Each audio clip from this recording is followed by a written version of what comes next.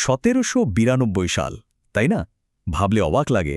এমন একটা সময় যখন সমাজে নারীদের অবস্থান নিয়ে সত্যি বলতে কেউই তেমন মাথা ঘামাতো না।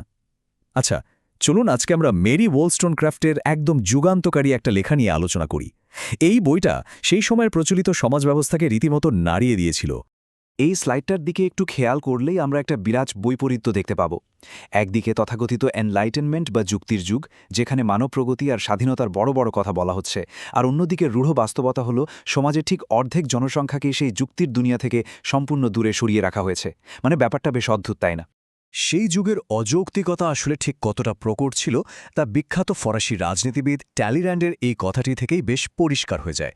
লক্ষ্য করুন তিনি কিভাবে নারীদের প্রথাগত শিক্ষা থেকে দূরে রেখে জনজীবন থেকে সম্পূর্ণ বিচ্ছিন্ন করে একটা শান্ত জীবন মেনে নেওয়ার পক্ষে জোরালো যুক্তি দিচ্ছেন।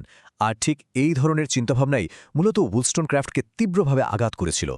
তো স্বাভাবিকভাবেই একটা প্রশ্ন কিন্তু চলে আসে যে যুগটা যুক্তি বা রিজন নিয়ে এতটা মেতেছিল, তারা ঠিক কিভাবে এমন একটা অযৌক্তিক বঞ্চনাকে সমর্থন করতে পারল? এই প্রশ্নটি মেরি ওলস্টোনক্রাফটকে গভীরভাবে আলোড়িত করে।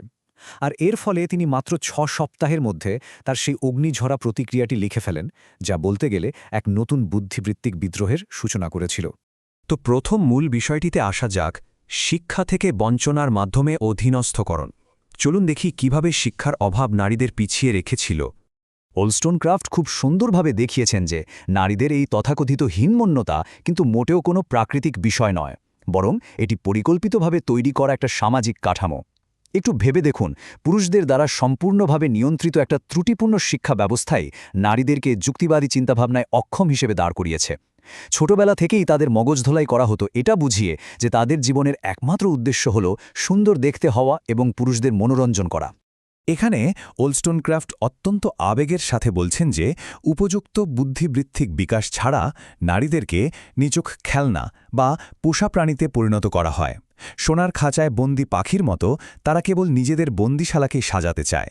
তিনি খুব স্পষ্টভাবে বুঝিয়ে দিয়েছেন যে এটা কোনোভাবেই নারীদের দোষ নয়, বরং তাদের যে পরিবেশ আর সিস্টেমে বড় করা হয়, পুরো দোষটাই সেই সিস্টেমের। এ প্রসঙ্গে বিখ্যাত দার্শনিক জিন জ্যাক রুশোর কথা না বললেই নয়। রুশো মনে করতেন নারীদের শিক্ষা হওয়া উচিত কেবল পুরুষদের সেবা করার জন্য, কিন্তু ওলস্টোনক্রাফট এই চিন্তাধারাকে সম্পূর্ণভাবে প্রত্যাখ্যান করে একে কামুকতার দর্শন বলে আখ্যায়িত করেন, কারণ তার মতে এটি নৈতিক ও বুদ্ধিবৃত্তিক বিকাশের সম্পূর্ণ পরিপন্থী। এবার আমরা আমাদের আলোচনার একটি অত্যন্ত আকর্ষণীয় রূপকে প্রবেশ করছি, ভাঙা চাকা হিসেবে বিবাহ। ওলস্টোনক্রাফট সমাজকে এমন একটি গাড়ি হিসেবে দেখতেন যা নারী এবং পুরুষ এই দুই চাকার একত্রে কাজ করার মাধ্যমেই সামনের দিকে এগিয়ে যায়। মানে সভ্যতার অগ্রগতি নির্ভর করে দুটো চাকাই সমানভাবে সচল এবং শিক্ষিত হওয়ার ওপর। আর এই স্লাইডটা কিন্তু সেই ব্যাপারটাকেই খুব দারুণভাবে ফুটিয়ে তোলে। ভেবে দেখুন, নারীদের অশিক্ষিত এবং শুধু অনুগত রাখা মানে হলো সেই গাড়ির একটা চাকা ফুটো করে দেওয়া। আর আমরা সবাই জানি একটা পাংচার হওয়া চাকা নিয়ে কোনো গাড়ি কখনোই এগোতে পারে না। ঠিক তেমনি একটা সমাজ বা পুরো জাতির অগ্রগতিও এর ফলে মারাত্মকভাবে বাধাগ্রস্ত হয়। তিনি যুক্তি দিয়েছিলেন যে নারীরা সমাজে শুধু আজ্ঞাবহ স্ত্রী হিসেবেই অপরিহার্য তা কিন্তু নয়, বরং তারা যুক্তিবাদী সঙ্গী এবং ভবিষ্যৎ প্রজন্মের প্রাথমিক শিক্ষক হিসেবে অত্যন্ত গুরুত্বপূর্ণ। তারা যদি নিজেদের চিন্তাশক্তি বিকাশ করতে না পারে, তাহলে আগামী প্রজন্মকে কিভাবে তারা শিক্ষিত করবে? এই ব্যাপারটা কিন্তু সত্যিই ভাবার মতো। তা এবার আসা যাক যুক্তিবাদিতার দাবিতে। চলুন দেখি শিক্ষা ব্যবস্থার সংস্কার নিয়ে তিনি কি ব্যবহারিক সমাধান দিয়েছিলেন।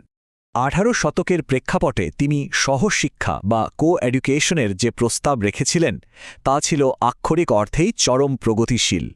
তার লক্ষ্য ছিল এমন একটা যুক্তিনির্ভর শিক্ষা ব্যবস্থা তৈরি করা যা কেবল অন্ধ অনুগত প্রজা নয়, বরং স্বাধীন নাগরিক গড়ে তুলবে। তিনি শুধু বইয়ের জ্ঞান নয়, বরং ছেলে মেয়ে উভয়েরই যুক্তিবোধ এবং শারীরিক শক্তির বিকাশের ওপর সমান জোর দিয়েছিলেন। এই উদ্ধৃতিটা খেয়াল করুন, নারীর মনকে প্রসারিত করে শক্তিশালী করুন, তবেই অন্ধ আনুগত্যের অবসান ঘটবে। হ্যাঁ, সমান শিক্ষাই হল সেই চূড়ান্ত চাবিকাঠি যা যুক্তিবাদিতার দরজা খুলতে এবং জোরপূর্বক এই গার্হস্থ্য দাসত্বের অবসান ঘটাতে পারে। মন একবার প্রসারিত হলে কেউ কি আর অন্ধভাবে অন্যের নির্দেশ মানবে? একদমই না। আলোচনার একদম শেষ পর্যায়ে চলে এসেছি আমরা। চলুন দেখে নিই কীভাবে তার এই চিন্তাধারা নারীবাদী দর্শনের ভিত্তি স্থাপন করেছিল। এই বইটার ঐতিহাসিক সফরটা যদি আমরা একটু দেখি, সত্যি বলতে অবাক হতে হয়।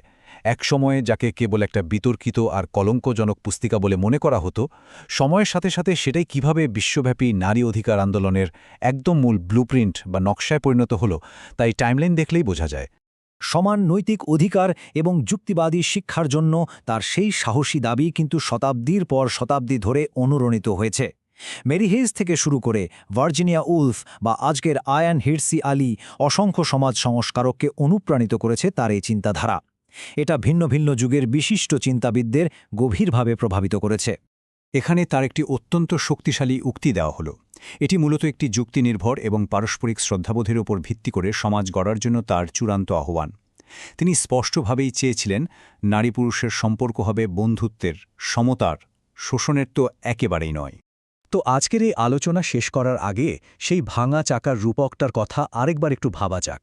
আধুনিক বিশ্ব এর প্রাসঙ্গিকতা কিন্তু রয়েই গেছে। মানবতার সার্বিক প্রগতির জন্য সমাজের প্রতিটি মানুষের সমান অংশগ্রহণ এবং শিক্ষা যে কতটা জরুরি তা আমাদের সবাইকে নতুন করে ভাবতে বাধ্য করে। সবার কাছে জ্ঞান ও যুক্তির আলো পৌঁছালেই কেবল সমাজ নামের গাড়িটি পূর্ণ গতিতে এগিয়ে যাবে। আর ঠিক এখানেই ওলস্টোনক্রাফটের জয়।